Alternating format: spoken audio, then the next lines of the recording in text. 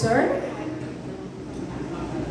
In life, we can all reach our heights and as long as we never give up and keep striving. At the pinnacle of success, we then settle down as we indulge in the glory of our hard work. That is how people perceive life as we go through challenges for our careers. In my case, it can be perceivable that I am at the summit of my success as we are gathered here tonight to take part in my retirement, in my last day for my hard-fought career to call it a day and make for myself without worrying about my duties for the school. Retirement is wonderful if you have two essentials: much to live on and much to live for. To everyone who is present here, a victorious evening to all. To our very own municipal mayor and man of integrity and wisdom, a true-blooded Maayunanon, Honorable Raymond Monmon Dandang Malapaho.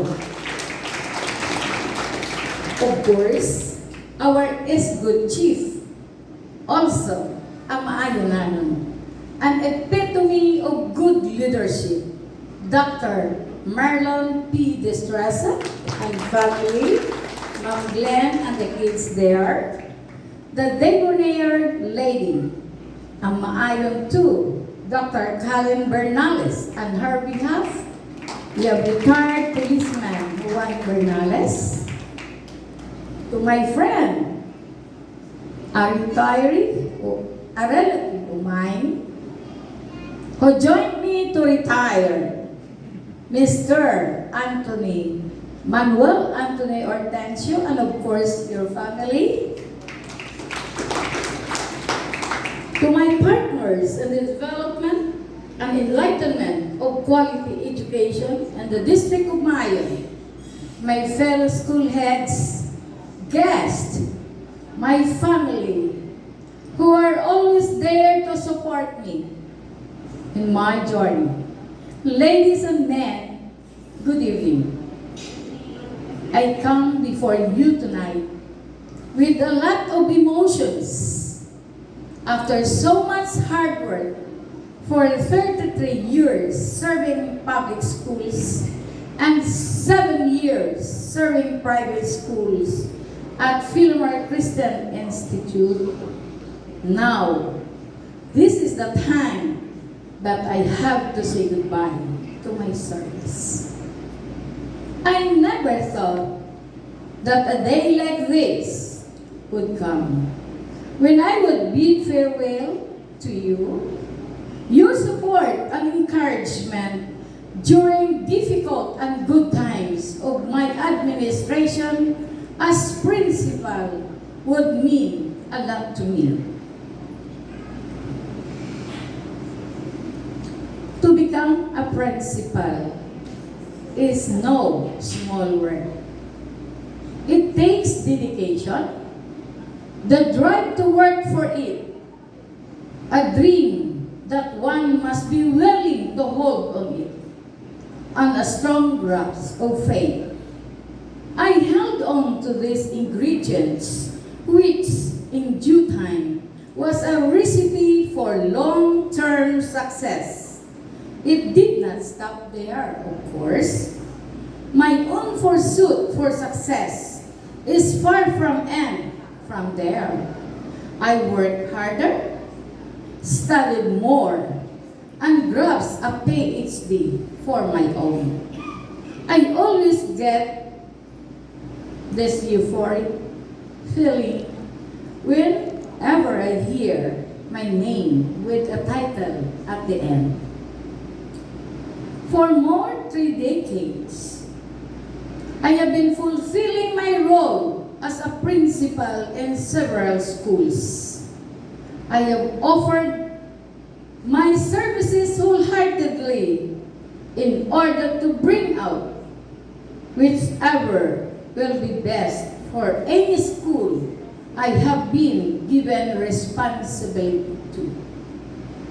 Tonight, I stand with pride, with a mix of happiness for being able to sign my position off with no regrets and full-on satisfaction. I am confident that during my time as the representative of the different schools, they have seen how resplendent my plans for the schools are, how much I want my administration and personnel to work with heart and teach not only for academic education, but education for life. I always find ways for schools to be at their best, vividly showing off their own beauty. Life in the dead is not always a bed of roses. There are times that we are being tested by time, but because of our love and support to one another, we are always bound by our commitment and dedication to make our camaraderie greater and dearer than ever.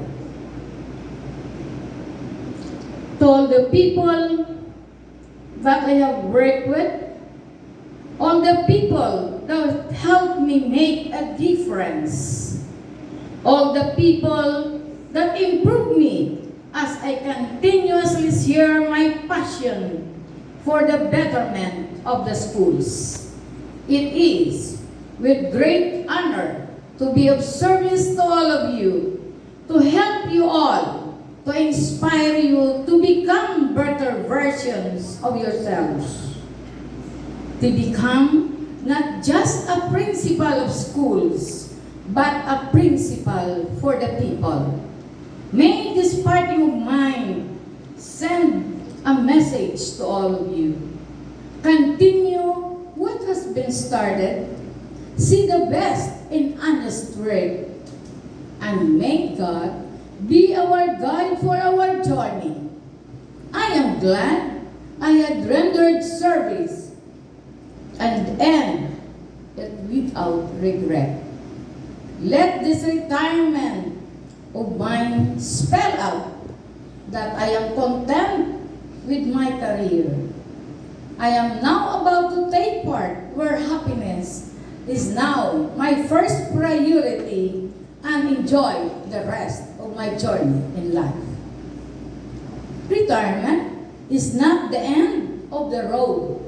It is the beginning of the open highway. Before I leave to these portals, allow me to express my gratitude to Honorable Raymond Monmon Damdang Malapaho for his generosity and support to the District of Maayan, particularly to Maayan Central School. And of course, I would like to give extra information about our beloved mayor, as what he mentioned before, that he was my pupil when he was in grade 6 at Philomar Christian Institute. And you know, he was awarded as model boy in their class section. To Dr. Marlon Destresa for being always there to support and guide me. Thank you, sir. To Dr. Kalin Bernales for sharing her genuine love and wisdom. My fellow schoolheads, for believing my capacity to lead towards our common goal. To Dr. Alan Dorado, to Mrs. Noemi Inatic, my good vibes, who are always there to help me. To my family, my Father in heaven, who choose education to be my course to take. Thank you, Tatay, for that. To my mother, brothers and sisters, to mention Mr. and Mrs. Ricardo and Evelyn Locsin, Mr. and Mrs. Roberto and Malu Dordas Alcazaran, of course, their children. Marbert, thank you very much for the beauteous hall you have prepared for us.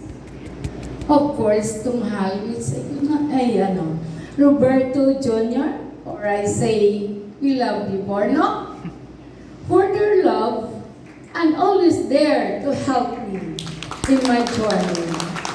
And thank you for the special accommodations you have extended to all of us. Yes. We're really admired this. It is a memory to me. Of course, to all my cousins, Mr. and Mrs. Eri and Gloria Bartolaba, Mr. and Mrs. Boyet and Irene Fuentes and children, the Dorado family, my niece and nephews who are with us tonight. Of course, to one of our guests here, nearest to my heart because they are the closest friend of my daughter Veya, for Yan Yan and Chan Chan, you are there. Of course, to all of you, to my dearest family, my husband, even though he is not here, yet the love is there. My children, Vanchel and Veya, and their husband, Michael and Bob. Of course, to my three strong grandchildren, Daniel, you are there. Hi. Nathaniel, Said Isaac, Dudoy, as we call her, for their endless love and care for me. I know that another journey awaits me because I feel I have another mission to be accomplished. And whatever it is, let us wait and see. I fervently hope that God will always guide me in all my undertakings. As I say my prayers, I'm thanking Him of all His blessings He bestowed upon me. To all of you who are living witness of my journey and for being part of my life, hindi ko kayo makakalimutan. Ngayon, bukas, at magpakailanman. Maraming salamat sa inyo.